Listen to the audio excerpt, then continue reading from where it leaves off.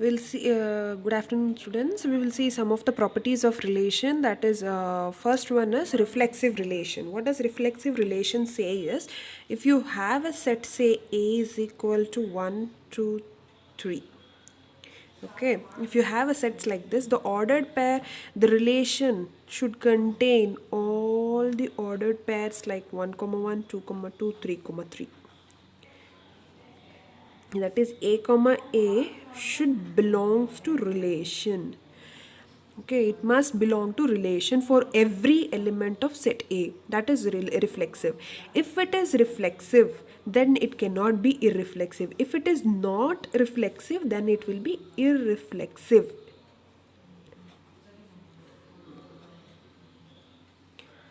That is example for irreflexive relation is, you can take something like set like 1, 2, 3. Okay, where a relation will have just 1, 1 or 2, 2 and 2, 2. It will not have 3, 3. That means for every element of set A there is no A, A. Then we call it as irreflexive. Okay, this is an example for irreflexive. Next comes symmetric. Symmetric example for symmetric is, if you have a set A, say 1, 2, 3, 4. In the relation R, if you have 1, 2, you should have 2, 1 also. You know, in a relation 1, 2 and 2, 1 are not same, right? And if you have 3, 4, you should have 4, 3. And if you have 2, 3, you should have 3, 4. If you do not have this is not an example for symmetric. If you have 3, 2 for every set ordered pair, for each and every ordered pair you should have like this. That means if for each and every ordered pair in a relation, if A, B is present, B, A should also be present. Then we call it as symmetric. If it is not present, then we call it as asymmetry. That means we'll see what is asymmetric. Okay, what is asymmetric? If you have a set A, say 1, 2, 3, 4, and if you have a relation R, in which if you have 1, 2, if you do not have 2, 1, and if you have 3, 4, and you have 4, 3, but you do not have 2, 1, then that relation is also an asymmetric relation. For every ordered pair, you should have A, B and B, A. If even for a one single ordered pair also, if you do not have it, then it is asymmetric.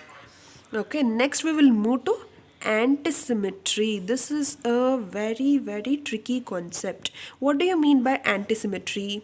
What does antisymmetry say is, if A, B belongs to relation, B, A should not belong to relation. If it belongs to relation, this is step 1. Okay, if this is present, this should not be present.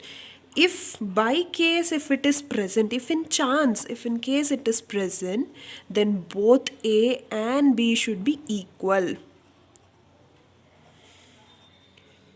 That means A equals B. When will A and B become equal? Only in case of diagonal elements. See, if this is your matrix, of 3 cross 3, A second row second column, A second row third column, A third row first column, A third row second column, A third row third column. If you observe, A and B are same only in case of diagonal elements.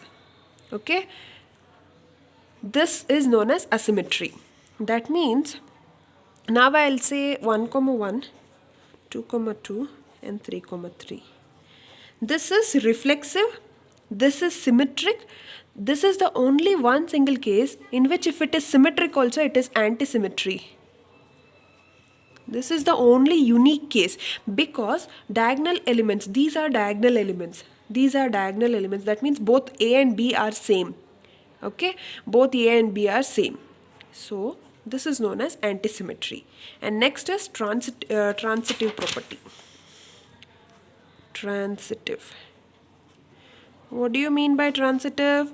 If A, B belongs to a relation and B, C belongs to relation, next A, C should belongs to relation. That is the meaning of transitive. Okay.